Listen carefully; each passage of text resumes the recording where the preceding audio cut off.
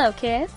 You know, in a kingdom it was said that there was a fabric that could distinguish the clever from the stupid, and those fit for their jobs from those unfit.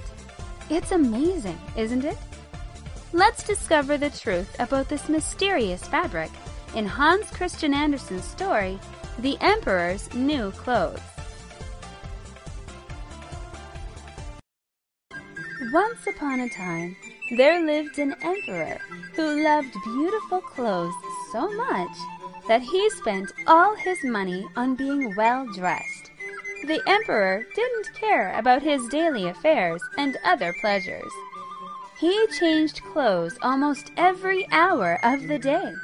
Instead of saying, as one might about any other ruler, "The king is in council," here they always said, "The emperor is in his dressing room." Is this suit beautiful? How about this one? This one is best for me. Your Majesty, these documents have been awaiting approval for a long time.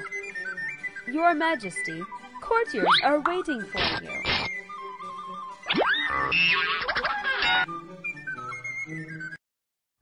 Then one day, two strangers met with the emperor. They claimed to be weavers and said that they could weave the most magnificent fabric imaginable. Clothes made from this material had the amazing property of being invisible to anyone who was stupid or not fit for their positions. Those would be just the clothes for me, thought the emperor. If I wore them, I could tell the wise men from the fools. I would also know which of my men are unfit for their positions. The emperor gave the weavers a lot of gold and silver, so that they might begin working on the fabric immediately. Your Majesty, we know how to make the finest cloth imaginable, and the best the world has ever seen. Your Majesty, anyone who is stupid or unfit for their job will not be able to see this magic cloth. That's fine. Those would be just the clothes for me. Hey, is there such an extraordinary cloth like this one in the world? It sounds very suspicious to me. It's quite unbelievable. The strangers then quickly produced two large weaving looms. They started their work as if they were weaving, though there was, in truth, nothing on the looms.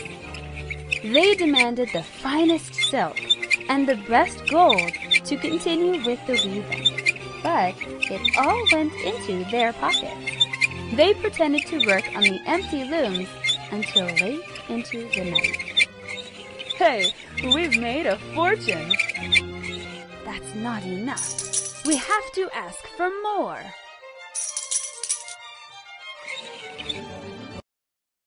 The emperor was anxious to know how far the weavers were getting with the cloth, but he was a bit uneasy when he recalled that anyone who was unfit for his position or stupid could not see the material.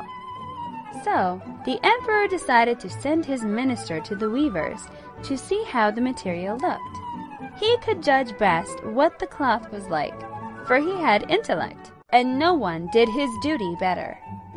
The minister went into the room where the weavers were working. "Goodness!" thought the old minister, opening his eyes wide. "I cannot see a thing." But how lucky he was that he did not say so. The two swindlers invited the minister to step closer, asking him if it was a beautiful design. Fearing he would be thought stupid, the minister was generous in praising the fabric. "What do you think of the cloth?" "You see, what beautiful colors! What a fancy, gorgeous pattern!" "Oh, my goodness! Can it be that I'm a fool? Or am I unfit to be the minister? Oh, it's beautiful. It's magnificent. The very best. When the minister came back to the emperor, he reported the same things the weavers had said. They now asked for more silk and gold, and then they pretended to work at their weaving as hard as ever. Not long afterwards, the emperor sent another courtier as well to observe the weaver's progress. Like the minister, he looked and looked, but he could see nothing at all but the empty looms. The courtier was so startled. However, he still praised the material because he did not want anyone to notice he was stupid.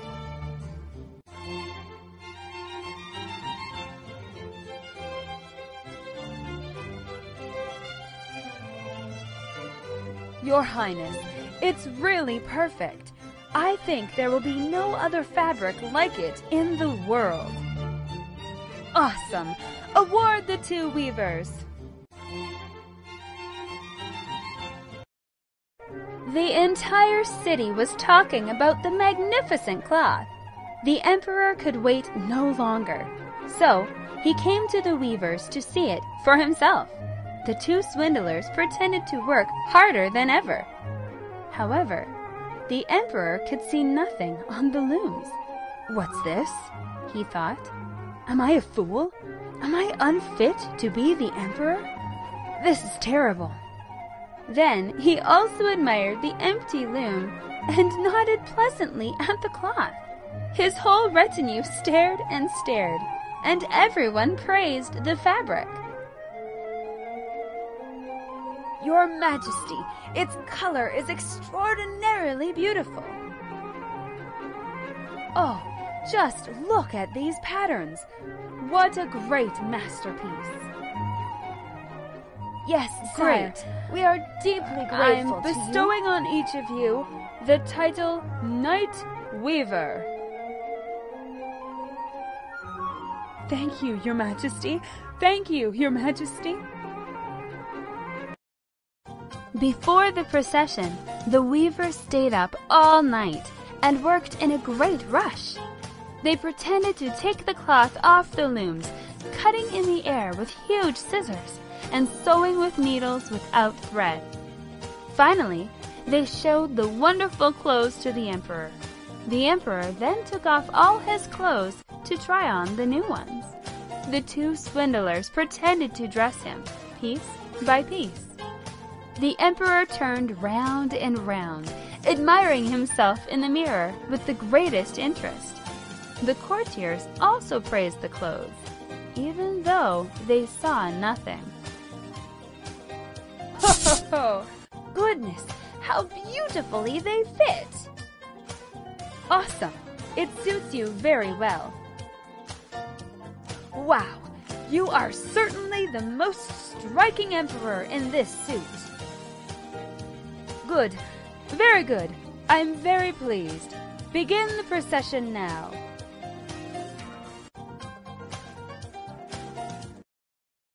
The emperor walked in the procession under a splendid canopy. People in the streets said fine things about the clothes. Nobody admitted that they saw nothing, for that would prove them incompetent or a fool. Suddenly, a kid said, "Look, the emperor is naked. He looks so funny." Everything went quiet. Then, people started whispering amongst themselves. The whispers were getting louder and louder. The emperor has nothing on. The emperor shuddered, for he knew that they were right, but he thought, I must go on with the procession now. So the emperor walked more proudly than ever, and the chamberlains walked along behind, pretending to carry the imaginary train. Oh, it turned out that there was no magic cloth at all, but only a foolish emperor who was tricked by swindlers. And you find cowards and dishonest people most objectionable, don't you? The story teaches us a lesson. We should show more interest in education. and not pay too much attention to appearances, like this emperor, who only cared for beautiful clothes. We also hope that, through this funny and meaningful story, you'll get one more lesson, which is about honesty. You should be brave so that you are not taken advantage of and tricked by bad people. See you next time.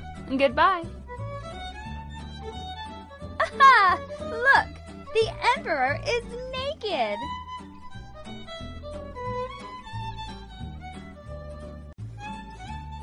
Huh, poor fools.